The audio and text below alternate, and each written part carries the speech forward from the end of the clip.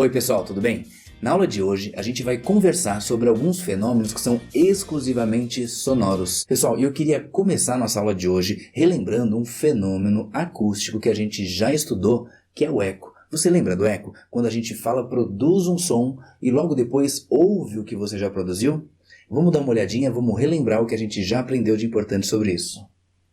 Agora, vamos falar um pouquinho sobre reflexão de ondas sonoras. Imagina que você vai lá, faz a prova do Enem, depois você vê o gabarito, fica feliz da vida, vai para um lugar aberto e grita bem feliz: "Gabaritei!" E ouve: "Gabaritei, gabaritei, gabaritei." E pensa: "Oba, todo mundo gabaritou." Não, pelo amor de Deus, nada disso. Na verdade, o que você está ouvindo ali é o eco da própria voz. Ou seja, você emite um som, esse som ele é refletido em obstáculos, prédios, paredes, montanhas e retorna para você ouvir o som que você mesmo emitiu. Tá certo? E vamos dar uma olhadinha o que eles podem cobrar da gente nisso. Vem cá. Então vamos lá. Uma pessoa próxima do obstáculo vai emitir um som. Esse som ele vai em direção ao obstáculo e retorna. Agora, se essa pessoa está a uma distância desse obstáculo, uma coisa que você percebe é que o ΔX que o som percorre, ou seja, a distância total que o som percorreu, é igual a D para ir e D para voltar. Então é igual a 2D. E se a gente pegar aquela expressãozinha para calcular a velocidade, que é ΔX dividido por ΔT, eu posso escrever para você que a velocidade do som, porque é o som que está indo e voltando, é igual a ΔX. ΔX é igual a 2D, dividido pelo tempo que o som demora para ir e voltar. Pessoal, agora a reverberação. Quando você entra num ambiente como esse que você está vendo aqui na imagem, tipo uma casa sem móveis, um apartamento sem móveis, e você entra conversando com alguém, você percebe o som meio que amplificado. Você ouve aquilo que você está falando e ouve o mesmo som com um pequeno atraso. Não chega a ser um eco, onde você diz oi e ouve oi logo depois. Você ouve o som com um volume um pouquinho maior e um pouquinho de atraso, um delay. Isso pra gente é a reverberação. Quando que ela acontece? Ela acontece quando a distância que eu tô dos anteparos, das várias paredes que tem no ambiente, é um pouco menor do que a distância mínima para acontecer o eco. Aí você vai se perguntar, poxa, mas na minha casa, por que isso não acontece quando tem mais pessoas, tem os móveis? Aí você tem uma situação como essa que eu coloquei aqui para vocês, aonde o som vai refletir muito antes nos móveis, nas pessoas, nas paredes próximas e vai causar para a gente um fenômeno chamado reforço sonoro. Para a gente entender direitinho o reforço sonoro, imagina o seguinte: quando você está lá na sala de aula do teu colégio, teu professor está te dando aula, está falando com você. Você ouve bem o que ele fala. Agora, se ao invés de estar na sala de aula do colégio, você estivesse no campo, foi jogar um futebol com seus amigos, e aí alguém vai falar com todo mundo que está naquele campo, a pessoa precisa berrar, ou precisa no mínimo falar num volume mais elevado, precisa de um som com intensidade maior. Ué, mas qual é a diferença? No ambiente fechado, a gente produz o som, a gente fala, e o som reflete nas paredes e volta, reforçando o som que é produzido. Então esse é o chamado reforço sonoro. Quando que acontece o reforço mesmo? Quando a distância é muito menor do que aquela que a gente precisa para ter eco. Então vamos lá. A distância para ter eco. Se a velocidade do som for 340 metros por segundo, a gente usa a distância de 17 metros. Por que mesmo? Lembra que a gente acabou de rever? É só pegar a velocidade do som e dividir ela por 20. Bom, agora, nesse caso, se a distância for um pouco menor do que esses 17 metros, a gente percebe a chamada reverberação, que é aquela amplificação do som com um pouquinho de atraso. E se a distância que eu estou dos anteparos, dos móveis, das paredes for bem menor do que esses 17 metros, aí eu tenho o chamado reforço sonoro, tá certo? Vamos lá, vamos continuar. Bom, agora vamos conversar um pouquinho sobre o fenômeno do batimento. Imagina o seguinte, eu tenho aqui uma fonte sonora emitindo ondas sonoras com uma frequência que eu vou chamar para você de F1. E aí vamos considerar que eu tenho um outro alto-falante emitindo ondas sonoras com uma frequência F2. Agora, vamos considerar que os valores de F1 e F2 são muito próximos, não são iguais, mas são muito próximos. E aí, como as duas ondas sonoras se encontram no mesmo ambiente, é natural que ocorra entre elas o fenômeno da interferência. Agora, deixa eu colocar para vocês as duas ondas juntas. Nota comigo que nessa região aqui, eu tenho duas cristas se encontrando. E aí, a gente tem a chamada interferência construtiva. Quando eu tenho uma interferência construtiva, os efeitos das ondas se somam e no caso do som, eu teria ali um volume maior, uma onda de intensidade maior. Agora, nessa região, por exemplo, a gente percebe que eu tenho uma crista de uma onda se encontrando com o vale da outra.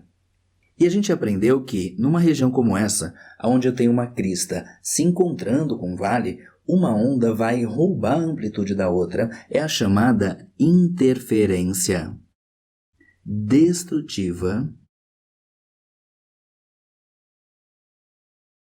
E no caso do som, isso significaria para a gente um volume de intensidade menor. Então, numa situação como essa que eu acabei de te falar, você ouviria um som onde o volume dele ficaria aumentando, diminuindo, aumentando, diminuindo, aumentando, diminuindo. É um som que é chato de ouvir. Pessoal, e é bem comum a gente perceber esse fenômeno se você juntar ali algumas pessoas para fazer uma rodinha de música e aí, de repente, dois violões. Um afinado com um diapasão, onde as notas estão perfeitas, e no outro, a pessoa afinou de ouvido. Como assim afinou de ouvido? A pessoa conhece bastante música e, simplesmente, ao ouvir as notas musicais, tocando o violão, ela consegue fazer uma afinação muito boa. Bom, o que acontece? Se um dos violões foi afinado com diapasão, a nota Lá, por exemplo, vai ter exatamente 440 Hz. Agora, imagina a outra pessoa que afinou de ouvido. A nota Lá dela tá perfeita se a pessoa for tocar sozinha, mas não tá bem certinha com o diapasão, tá? Por exemplo, com 442 Hz. O que acontece? Um 440, o outro 442. O som que você vai ouvir vai ter 441 Hz, ou seja, exatamente a média deles.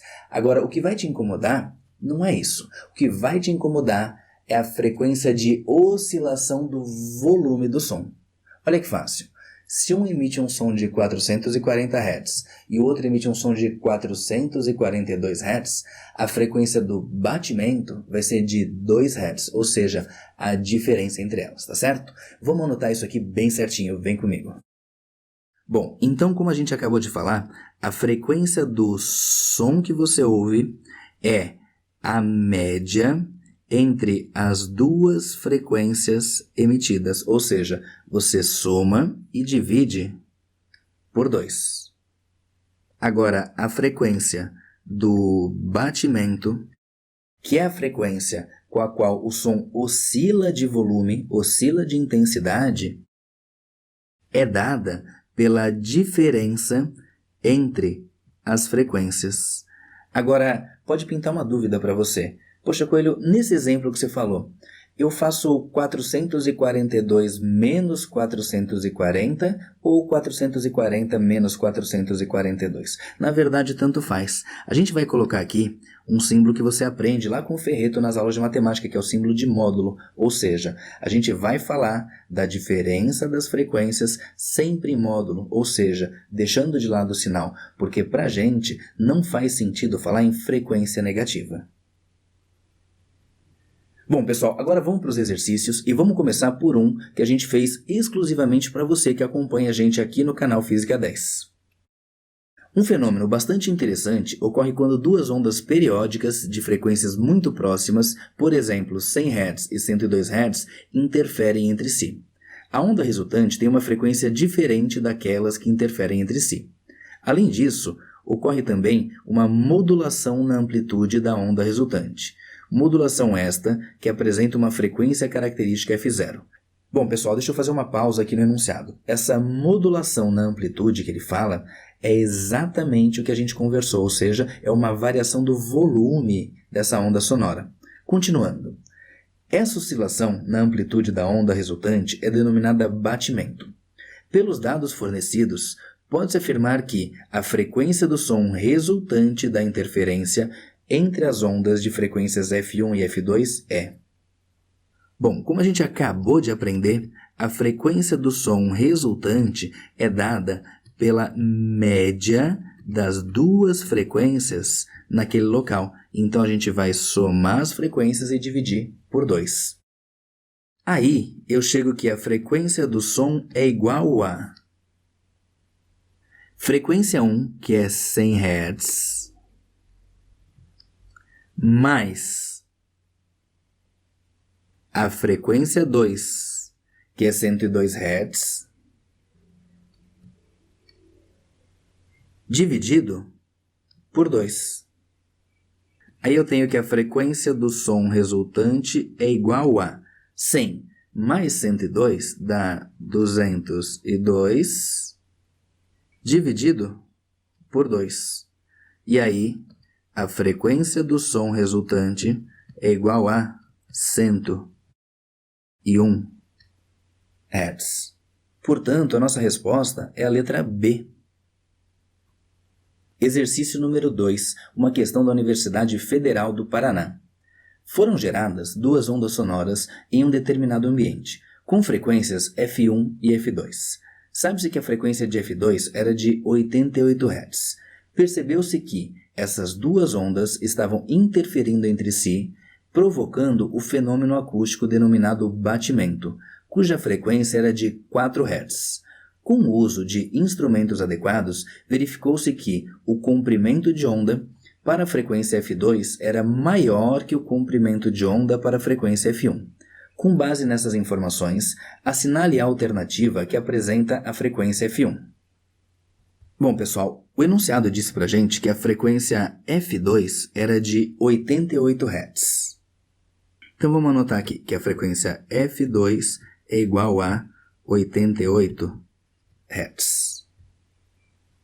E que a frequência do batimento era de 4 Hz.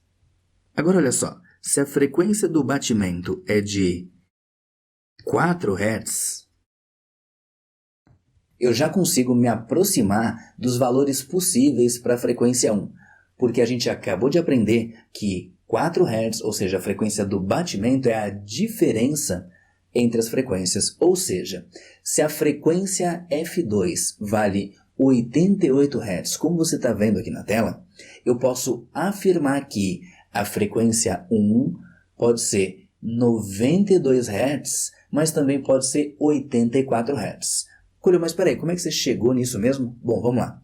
Se a frequência do batimento é exatamente a diferença entre as duas frequências, eu vou pegar a frequência de 88 e vou ou somar 4 ou diminuir 4. Vamos anotar isso aqui bem direitinho.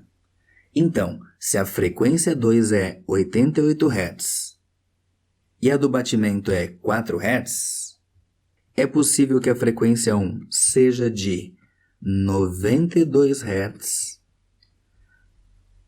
ou que a frequência 1 seja de 84 Hz. Agora, o enunciado traz uma informação bem importante para a gente. Ele diz o seguinte, que verificou-se que o comprimento de onda para a onda de frequência F2 era maior do que o comprimento de onda para a onda de frequência F1. Aí eu vou voltar naquela equação fundamental das ondas que diz pra gente que a velocidade de uma onda é igual a comprimento de onda vezes frequência. Se eu isolar a frequência, eu posso dizer que F, a frequência, é igual a velocidade dividida pelo comprimento de onda. Agora, como a gente aprendeu, se o meio é o mesmo, a velocidade é a mesma, ou seja, ela permanece constante para as duas ondas. E como a onda 2 possui um comprimento de onda maior do que a onda 1, eu posso afirmar que a frequência da onda 2 é menor do que a frequência da onda 1. Bom, agora, se a frequência 2 tem que ser menor do que a frequência 1, das duas opções que eu tenho, resta para a gente então que a frequência 1 é de 92 Hz. E com isso está eliminada a possibilidade de 84 Hz. Recapitulando então, gente, se eu sei que a frequência da onda 2 é 88 Hz e o batimento é de 4 Hz, eu tenho duas possibilidades. Ou a frequência 1 é 4 Hz acima de F2, ou ela é 4 Hz abaixo de F2. Bom, voltando lá para a equação da onda, onde velocidade é comprimento de onda vezes frequência. Isolando a frequência, eu sei que F é igual a velocidade dividido pelo comprimento de onda. E aí, sabendo que as duas ondas estão no mesmo ambiente, eu sei que elas se propagam com a mesma velocidade, ou seja, a velocidade é constante. E como o enunciado disse que o comprimento de onda para a frequência 2 é maior do que o comprimento de onda para a frequência 1, se eu tenho um comprimento de onda maior, eu vou ter uma frequência menor. E aí a nossa conclusão, como a frequência 2 é menor, a frequência 1 tem que ser maior. Portanto, a resposta para a gente é a letra D. A frequência 1 é igual a 92 Hz. Agora, uma questãozinha da prova do Enem. O sonar é um equipamento eletrônico que permite a localização de objetos e a medida de distâncias no fundo do mar, pela emissão de sinais sônicos e ultrassônicos e a recepção dos respectivos ecos. O fenômeno do eco corresponde à reflexão de uma onda sonora por um objeto, a qual volta ao receptor pouco tempo depois de o som ser emitido. No caso do ser humano, o ouvido é capaz de distinguir sons separados por, no mínimo, 0,1 segundo. Considerando uma condição em que a velocidade do som no ar é de 340 metros por segundo, qual é a distância mínima a que uma pessoa deve estar de um anteparo refletor para que ele possa distinguir o eco do som emitido?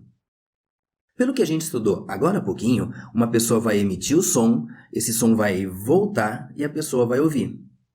E aí a gente viu que a relação entre a velocidade, a distância e o tempo era dada por essa expressão, onde a velocidade do som é 2 vezes a distância. Coelho, por que 2 vezes a distância mesmo? Porque o som vai e volta, dividido pelo tempo. Então vamos aplicar esse conceito no nosso exercício. A velocidade é a distância dividido pelo tempo. Foi dado no enunciado que o tempo mínimo é 0,1 segundos e que a velocidade do som é 340 metros por segundo. Então, substituindo, eu tenho que a velocidade é 340 é igual a ΔX. A gente sabe que o som tem que ir e voltar, então é 2D. 2 vezes a distância que eu estou do anteparo refletor. Isso dividido pelo tempo, que é 0,1 segundos. Agora, isolando o 2D, eu tenho que 2D é igual a 340 vezes 0,1. Daí eu tiro que 2D é igual a 340 vezes 0,1 dá 34. Isolando D, eu tenho que D é igual a 34 dividido por 2. Portanto, a distância mínima para que a gente possa perceber o eco é igual a 17 metros. Resposta letra A.